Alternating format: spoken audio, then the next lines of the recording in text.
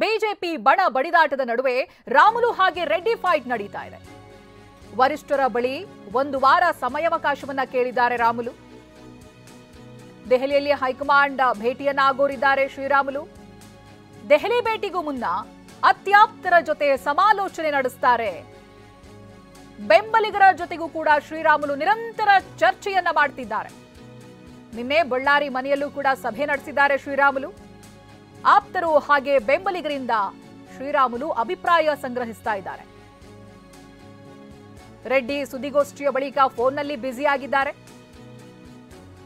ಮುಂದೇನು ಅನ್ನುವಂಥದ್ದು ಕುತೂಹಲ ಮೂಡಿಸ್ತಾ ಇದೆ. ಒಂದ್ ಕಡೆ ಪ್ರಹ್ಲಾದ್ ಜೋಶಿ ಅವರಿಗೊಂದು ಜವಾಬ್ದಾರಿಯನ್ನು ವಹಿಸಿದ್ದಾರೆ. ಶ್ರೀರಾಮುಲು ಅವರನ್ನ ದೆಹಲಿ ಕರ್ಕೊಂಡು ಬರಬೇಕು, ಹೇಗಾದ್ರೂ ಮಾಡಿ ಇದೀಗ ಎದ್ದಿರುವಂತಹ ಅಸಮಾಧಾನ ಶಮನ ಆಗಬೇಕು ಅಂತ. ಈ ನಡುವೆ ರಾಮುಲು ಅವರು ಸಮಯಾವಕಾಶವನ್ನ ಕೇಳಿದ್ದಾರೆ, 1 ವಾರ ಸಮಯ ಕೊಡಿ ಅಂತ, ದೆಹಲಿಯಲ್ಲಿ ಹೈಕಮಾಂಡ್ ಅನ್ನ ಭೇಟಿ ಆಗೋದಕ್ಕೆ. ಇನ್ನು ಈ ದೆಹಲಿ ಭೇಟಿಗೂ ಮುಂಚಿತವಾಗಿ ತಮ್ಮ ಅತ್ಯಾಪ್ತರ ಜೊತೆಗೆ ಸಮಾಲೋಚನೆ ನಡೆಸಿದ್ದಾರೆ. ಬೆಂಬಲಿಗರ ಜೊತೆಗೂ ಕೂಡ ನಿರಂತರ ಚರ್ಚೆಯನ್ನ ಮಾಡ್ತಾ ಇದ್ದಾರೆ. ಈ ನಡುವೆ ಬಳ್ಳಾರಿ ಮನೆಯಲ್ಲೂ ಕೂಡ ಸಭೆ ನಡೆಸಿದ್ದಾರೆ ಶ್ರೀರಾಮುಲು. ಅವರ ಅತ್ಯಾಪ್ತರು ಜೊತೆಗೆ ಬೆಂಬಲಿಗರು ಇವರೆಲ್ಲರಿಂದ ಅಭಿಪ್ರಾಯವನ್ನ ಕೂಡ ಸಂಗ್ರಹಿಸಿದ್ದಾರೆ. ನಿನ್ನೆ ದಿನ 1 ಗಂಟೆ ಸುಮಾರಿಗೆ ರೆಡ್ಡಿ ಸುದ್ದಿಗೋಷ್ಠಿಯನ್ನು ನಡೆಸ್ತಾರೆ. ಈ ನಡುವೆ ವಾಗ್ದಾಳಿಯನ್ನು ಮಾಡ್ತಾರೆ.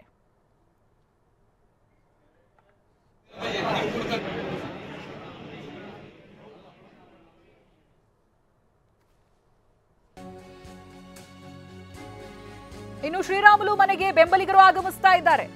ಮುಖಂಡರು, ಕಾರ್ಪೊರೇಟರ್ಗಳು, ಅವರ ಬೆಂಬಲಿಗರು ಮನೆ ಕಡೆ ಧಾವಿಸ್ತಾ ಇದ್ದಾರೆ.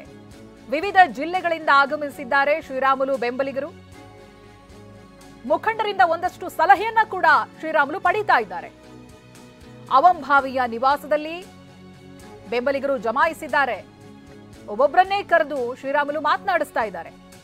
ಕೋರ್ ಕಮಿಟಿ ಅಲ್ಲಾದ ವಿಚಾರದ ಬಗ್ಗೆ ಶ್ರೀರಾಮುಲು ಚರ್ಚೆಯನ್ನ ಮಾಡ್ತಿದ್ದಾರೆ. ಬೆಂಬಲಿಗರ ಜೊತೆ, ಮುಖಂಡರ ಜೊತೆ, ಕಾರ್ಪೊರೇಟರ್ಗಳು ಬಂದಿದ್ದಾರೆ, ಅವರುಗಳ ಜೊತೆಗೆ ಚರ್ಚೆಯನ್ನ ಮಾಡ್ತಾ ಇದ್ದಾರೆ, ಮಾತನಾಡ್ತಾ ಇದ್ದಾರೆ, ಅವರುಗಳ ಸಲಹೆಯನ್ನ ಪಡೀತಾ ಇದ್ದಾರೆ.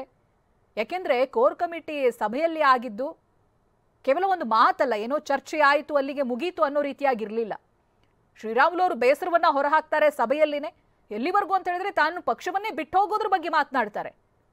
ಸೊ ಹಾಗಾಗಿ ಇಲ್ಲಿ ಬೆಂಬಲಿಗರಲ್ಲೂ ಪ್ರಶ್ನೆ ಕಾಡ್ತಾ ಇದೆ. ಬೆಂಬಲಿಗರು ಮನೆಗಳತ್ತ ಧಾವಿಸ್ತಾ ಇದ್ದಾರೆ, ಮುಖಂಡರುಗಳು ಬರ್ತಾ ಇದ್ದಾರೆ, ಕಾರ್ಪೊರೇಟರ್ಗಳು ಬರ್ತಾ ಇದ್ದಾರೆ, ವಿವಿಧ ಜಿಲ್ಲೆಗಳಿಂದ ಬರ್ತಾ ಇದ್ದಾರೆ. ಅವರುಗಳಿಗೆ ಸಮಯ ಕೊಡ್ತಾ ಇದ್ದಾರೆ ಶ್ರೀರಾಮುಲು ಅವರು, ಚರ್ಚೆ ನಡೆಸ್ತಾ ಇದ್ದಾರೆ. ಅವರ ಅಭಿಪ್ರಾಯ ಏನು ಅನ್ನೋದನ್ನ ತಿಳಿದುಕೊಳ್ತಾ ಇದ್ದಾರೆ. ರಾಜಕೀಯ ವ್ಯಕ್ತಿಗೆ ಬೆಂಬಲಿಗರು ಬಹಳ ಮುಖ್ಯ. ರೆಡ್ಡಿ ಹಾಗೆ ರಾಮುಲು ಕಿತ್ತಾಟದಿಂದ ಬಿಜೆಪಿ ಹೈಕಮಾಂಡ್ಗೆ ಇದೀಗ ಹೊಸ ಟೆನ್ಷನ್. ಇಬ್ಬರ ಮುನಿಸು ಪಕ್ಷದ ಮೇಲೆ ಎಫೆಕ್ಟ್ ಆಗದಂತೆ ಸೂಚನೆ ಕೊಡಲಾಗಿದೆ. ರಾಮುಲುವನ್ನ ಕರೆದು ಮಾತನಾಡುವಂತೆ ವಿಜೇಂದ್ರಗೆ ಸೂಚಿಸಿದ್ದಾರೆ. ದೆಹಲಿ ಬಿಜೆಪಿ ನಾಯಕರಿಂದ ವಿಜೇಂದ್ರಗೆ ಸಂದೇಶ ರವಾನೆಯಾಗಿದೆ. ಗೊಂದಲದ ಬಗ್ಗೆ ಪಕ್ಷದ ಚೌಕಟ್ಟಿನಲ್ಲಿ ಬಗೆಹರಿಸಿಕೊಳ್ಳಬೇಕು ಅನ್ನುವಂತೆ ಸೂಚಿಸಿದ್ದಾರೆ ಹೈಕಮಾಂಡ್. ದೆಹಲಿಗೆ ರಾಮುಲು ಅವರನ್ನ ಕರೆತರುವಂತ ಜವಾಬ್ದಾರಿಯನ್ನ ಪ್ರಹ್ಲಾದ್ ಜೋಶಿಗೆ ಕೊಟ್ಟಿದ್ದಾರೆ. ಅವ್ರನ್ನ ದೆಹಲಿ ಕರ್ಕೊಂಡು ಬನ್ನಿ ಅಂತ. ಹೇಗಾದ್ರೂ ಈ ಅಸಮಾಧಾನ ಶಮನ ಆಗಬೇಕು. ಯಾಕೆಂತ ಹೇಳಿದ್ರೆ ಇಬ್ಬರ ಕಿತ್ತಾಟ ಪಕ್ಷಕ್ಕೆ ಯಾವುದೇ ರೀತಿಯಾದಂತ ಡ್ಯಾಮೇಜ್ ಆಗಬಾರ್ದು ಅಂತ ನಿನ್ನೆ ದಿನ ಸುದ್ದಿಗೋಷ್ಠಿಯನ್ನ ನಡೆಸೋದಕ್ಕೂ ಮುಂಚಿತವಾಗಿ ಬಂದಂತ ಸಂದೇಶ, ಸೂಚನೆ ಕೂಡ ಅದನ್ನೇ ಹೇಳ್ತಾ ಇದೆ. ಪಕ್ಷಕ್ಕೆ ಡ್ಯಾಮೇಜ್ ಆಗುವಂತ ಸ್ಟೇಟ್ಮೆಂಟ್ ಅನ್ನ ಕೊಡಬೇಡಿ ಅಂತ ಶ್ರೀರಾಮುಲು ಅವರಿಗೆ ಮುಂಚೆನೆ ಸೂಚನೆ ಹೋಗಿತ್ತು. ಇದೀಗ ಮತ್ತೆ ಈ ಇಬ್ಬರ ಮುನಿಸು, ಪ್ರೆಸ್ ಮೀಟ್ಗಳು, ಅವ್ರು ಮಾತನಾಡಿದಂತ ಮಾತುಗಳು, ಇದು ಪಕ್ಷದ ಮೇಲೆ ಯಾವುದೇ ಎಫೆಕ್ಟ್ ಆಗಬಾರ್ದು ಅನ್ನುವಂತ ಸೂಚನೆ ಬರ್ತಾ ಇದೆ. ರಾಮುಲು ಅವರನ್ನ ಕರೆದು ಮಾತನಾಡಿ ಅಂತ ವಿಜೇಂದ್ರ ಅವರಿಗೆ ಸೂಚಿಸಿದ್ದಾರೆ.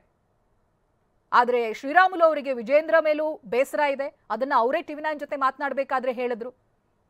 ರಾಧಾ ಮೋಹನ್ ದಾಸ್ ಅವರು ಮಾತನಾಡಬೇಕಾದ್ರೆ ಇಲ್ಲ, ಹಾಗಿಲ್ಲ, ಸಂಡೂರು ಸೋಲಿಗೆ ಇವರನ್ನ ಹೇಗೆ ಹೊಣೆ ಮಾಡ್ತೀರಾ ಅನ್ನುವಂಥ ಪ್ರಶ್ನೆಯನ್ನ ರಾಜ್ಯಾಧ್ಯಕ್ಷರು ರಾಧಾ ಮೋಹನ್ ದಾಸ್ ಅಗರ್ವಾಲ್ ಅವ್ರಿಗೆ ಮಾಡೇ ಇಲ್ಲ. ಇನ್ಫ್ಯಾಕ್ಟ್ ಅವರು ಮಾತೇ ಆಡಿಲ್ಲ ಅಂತ ಶ್ರೀರಾಮುಲು ಅವರು ಬೇಸರದಲ್ಲಿದ್ದಾರೆ. ಈ ನಡುವೆ ಹೈಕಮಾಂಡ್ ಹೇಳೋದು ವಿಜೇಂದ್ರ ಅವ್ರಿಗೊಂದು ಸೂಚನೆ ಕೊಡುತ್ತೆ, ರಾಮುಲು ಅವರನ್ನ ಕರೆದು ಮಾತನಾಡಿ ಅಂತ. ಇದೆಲ್ಲ ಸಾಧ್ಯನಾ ಈಗ ಇರುವಂತ ಪರಿಸ್ಥಿತಿಯಲ್ಲಿ? ಇದು ಪ್ರಶ್ನೆ. ಗೊಂದಲದ ಬಗ್ಗೆ ಪಕ್ಷದ ಚೌಕಟ್ಟಿನಲ್ಲೇ ಬಗೆಹರಿಸಿ ಅನ್ನುವಂತ ಸೂಚನೆ ಕೊಟ್ಟಿದ್ದಾರೆ. ಬಟ್ ಅದು ಅಷ್ಟು ಸುಲಭವಾಗಿ ಕಾಣಿಸ್ತಾ ಇಲ್ಲ.